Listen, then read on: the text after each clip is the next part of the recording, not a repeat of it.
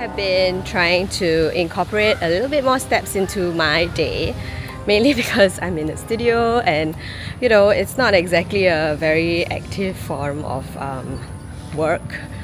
I tend to be just sitting around and I don't step around, so it just dawned on me that steps are pretty important. While I have you here and my kids are just swinging in the swings in the playground out there, and I'm clocking in my steps, I thought that we have this conversation about something that I've been really thinking about. I recently hosted a retreat together with over 1,000 artists. Super fun. It was very exhilarating, and as a result, I also chose to take a break from YouTube and editing videos for a while. But all of these events always bring about reflections around art making, where people are in their journey. And one of those things that I was reflecting about was always around my own experience. How I got into watercolor, what I like about it, why am I still in it, and what draws people in it. Why do people participate in these retreats, right? And this 3-day retreat was focused on the topic of free your creativity. Now, the thing about freeing our creativity is that so many of us have to unlearn a lot of things in order to free your creativity. And while it's something that comes so naturally to kids, I just find it so fascinating that adults struggle with it. And I also find it fascinating that we have to unlearn a lot of things in order to become creative. So the deep question today is, how did we lose our creativity and how do we get it back? I got into watercolor sometime in 2017 and I painted using YouTube tutorials. So exactly where you're at, this is where I started. I was on YouTube looking for different things to learn with, and over time, as I was learning on YouTube, one of the things that I noticed was I was following someone else. I was seeking someone's guidance. And this person was going to basically show me the ropes, right? And I realized that, this was actually linked to how I feel around learning. How do we learn? The whole topic about learning, because when you learn something new, or when you are trying to figure something out and you are going into something for the first time, most of the time we dive into wanting to find the best person that we want to learn from. And it could be a person who paints really well. It could be a person who you really connect to. There could be so many different reasons why you would learn from someone. Now, learning on YouTube brought on a lot of joy, mainly because, I got lots of outcomes. But then deep inside, upon reflection, over time, was that I noticed that my practice was not progressing beyond what I was hoping. And I think that main reason was because I was so reliant on someone else constantly holding my hand and showing the ropes that I was so afraid of letting go. Have you felt that before? It is definitely hard to let go, mainly because there's this fear of, how do I say? Just this fear of, wasted time, this fear of not being able to make it, or this fear of, I don't have talent, maybe I should get someone with talent to help me instead. There are so many different reasons for why we would follow a tutorial beyond guidance. And I think when I started to notice imposter syndrome come in, this was a wake-up call for me, because I really, really needed to unlearn a lot of the stuff that I was learning.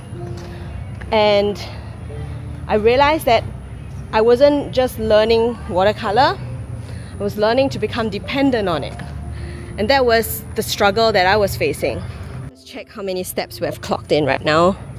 I don't know, can't even see my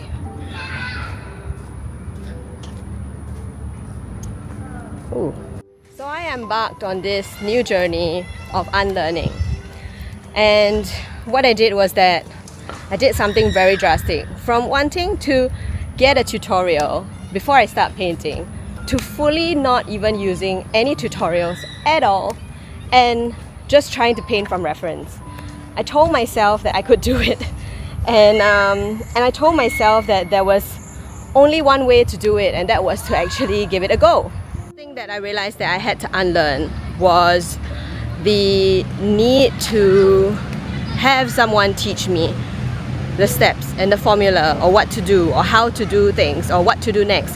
What was the first step? All of these things were the things that I had to unlearn first. Through my own exploration, that I truly realized that I could paint in whatever way I wanted. There wasn't really a rule to say, okay, you have to start wet in wet, or you have to start wet in dry. There wasn't. And for a long time, I was just almost held hostage by my own fears, more than anything. And this belief that I wasn't able to do it because I was new, I was beginning, or like I didn't have enough talent. There were so many of these things that I thought I needed. Things that you can't even get in an art store, if you think about it. Well, if you're listening to me painting, I don't know how many rounds I've done. So this is the whole scape. It's like a giant walking track. Nice thing about staying close to a walking track is that I actually get to walk. So if you've not walked for a while, this is my reminder to get out and get fresh air and walk. I'll be honest, I did struggle a lot. I did have lots of thoughts of giving up. But there was a different kind of fulfillment that came with this. And here's the interesting thing. I posed this question during Paint and Petal retreat that I hosted to many artists, asking them or challenging them to paint from a reference of their own and not follow my step-by-step tutorial. And some people took up that challenge. And my question was, which one felt more fulfilling? And I think that fulfillment in being able to paint something on your own vision, your own translation of what is in front of you into something that's in your head, because there's always going to be like a communication between what you see and what you feel and then what you actually do, right? And there's always going to be definitely gonna be some miscommunication between all of those routes, because sometimes your hands don't want to do what your brain does, or things, and for sure it's no easy feat.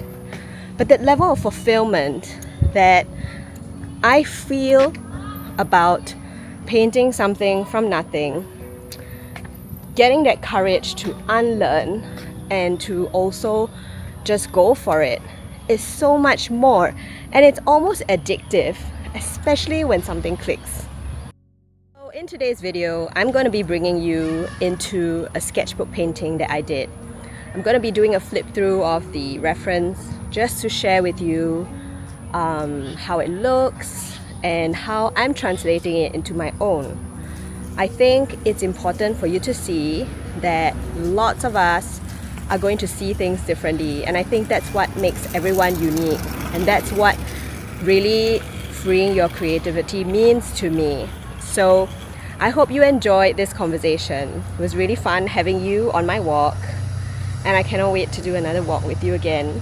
But until then, I'll see you in the studio and we'll get painting.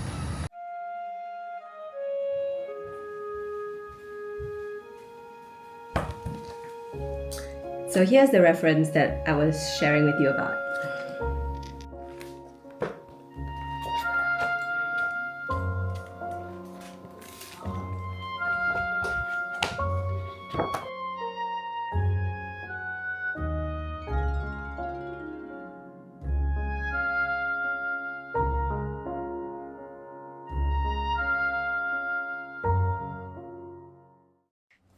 One of those things I like to do when it comes to trying out a reference photo from scratch is to do a little bit of planning And some of this planning is to alleviate the anxiety that comes from not having a tutorial to support you.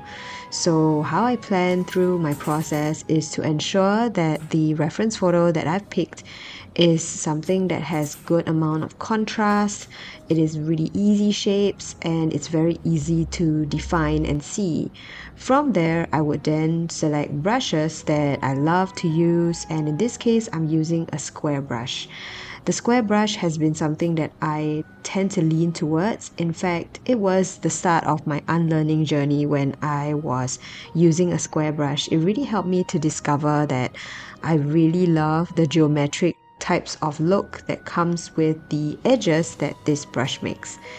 Subsequently, I start to lean into supplies that I like. So in this case, I'm actually loving watercolor inks, and watercolor inks has always been something that feels a lot more wild and free for me, which is why I use it a lot more than pan paints or paints from a tube. If I can be really honest, there's something that you don't see as you're watching me paint right now. I am actually not liking what's happening because I feel like what I thought was really easy to translate on paper actually isn't. So many of the time, I struggle with trying to figure out how to paint specific petals that I'm drawn to. And sometimes it could be that the reference picture is not very clear, or it could be that sometimes I did not paint it in a good perspective, and as a result, it doesn't really translate the way I want it to. And I think that what I've learned to do is I would use the reference photo in the beginning, and then subsequently I let the painting have its own voice. I start to listen to myself to see what I feel for and what I want, and then go from there. Now, one of the things that I learned during my unlearning journey was the use of layers. And prior to painting through tutorials, I tend to just paint in one layer. It was fun to see that when I started to inject in my own layers, I started to learn how to just be, putting on different colors that I really liked. I started to layer on neons and pastel colors, and this is where it really got me excited. And I think that this was also the part of my journey where I discovered the possibilities of what I could do with the colors that I really liked. And when I started to add layers, it not only injected in a lot of fun, it also helped me to see different properties of paint, like the opacity, the transparency, and things that I never really thought about, and even the nuances of paint and water ratio. So all of these things kind of started to fall into place for me when I stopped painting with a tutorial. Because when I was painting with a tutorial, one of the things I was so fixated about was them putting paint to paper, when it was happening, how it was done. And I didn't realize that there were so many different things in a tutorial that was really hard for a teacher to communicate. Things like paint and water ratio, which I felt really lost with, and I didn't know it was a big thing in watercolor, just because I thought that, well, a wet brush was a wet brush, and I thought that, having paint on your brush meant having paint on your brush. I didn't realize that there were small nuances that could impact how you would layer. And I think it was through those experiences that I had really started to grasp and figure out how layering worked, how I wanted my paintings to pop and get definition, and also because I was often painting during my kids' nap times. And during those nap times, I got interrupted, so I could only paint one layer, and I had to always come back to do the second layer just because I didn't know when my kids would wake up from their nap. Well, when it came to this painting right now, I think the struggle that I faced was probably this flower that I'm painting right here. I realized that I should have used a bigger brush, and using a small brush tends to be my nemesis just because I end up getting caught in the details. I end up drawing instead of painting, And if I could rewind back time, I would have probably used a much bigger brush to create a lot more broader strokes, and I would be able to paint in different values instead. But I decided to just go with it, and this is where I feel like when you paint from a reference, you would also start to develop an understanding of what you could do next time, or it could be some curiosity that comes with your painting process that you want to explore in the future in the next painting. And I find that when I was unlearning, having someone demonstrate to me how to do something and starting to take things into my own hands, there was this sense of anxiety and liberation that was coexisting at the same time. In fact, I felt like I was also letting go of some fear of perfectionism, where I was wanting to get things right or do things a certain way. This really gave me the opportunity to just let go and allow my painting to become what it should be rather than what I want it to become. This really ties in really nicely with the whole theme of trust.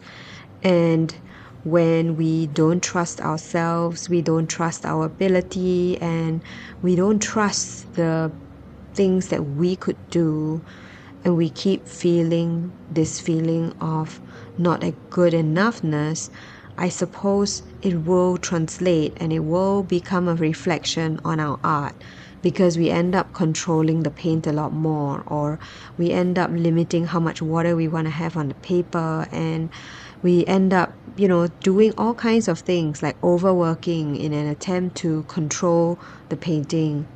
If we switch this over, instead of control, letting go means that we are not just trusting ourselves, but we are also trusting our own intuition, our own creativeness, and trusting that deep inside we actually do have an inner child that is waiting to be seen and be heard.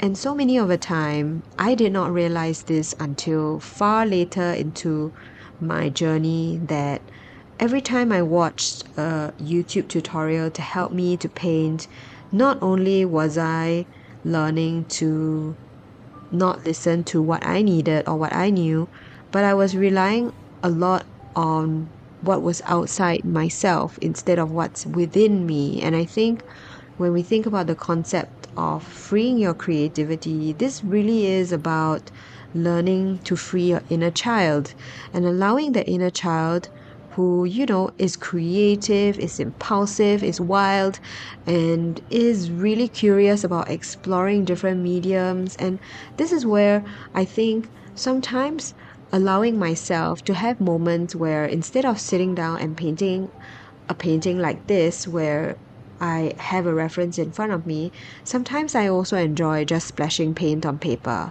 just to allow myself to experiment, to go wild, because we all need those kinds of art painting sessions too. We don't just need painting sessions where we're constantly learning and progressing. We need all kinds of art sessions. And I think the type of art sessions where you allow yourself to just have fun, play with colors, play with your brushes and your tools, or even just be sitting down and swatching paints. These are so valuable because you're not only spending time creating something, you're actually spending time with yourself and telling yourself that these small little moments of art actually matter, even though they don't produce an outcome. And I think the more we sit down and allow ourselves and give ourselves permission to do this, the more our body does not feel like it's in a threat if we are not producing an outcome.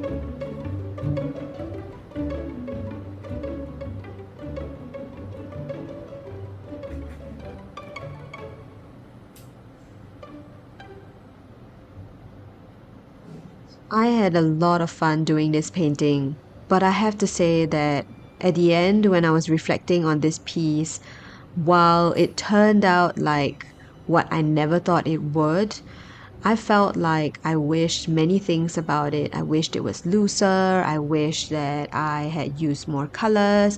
I wish that I had left the centers behind.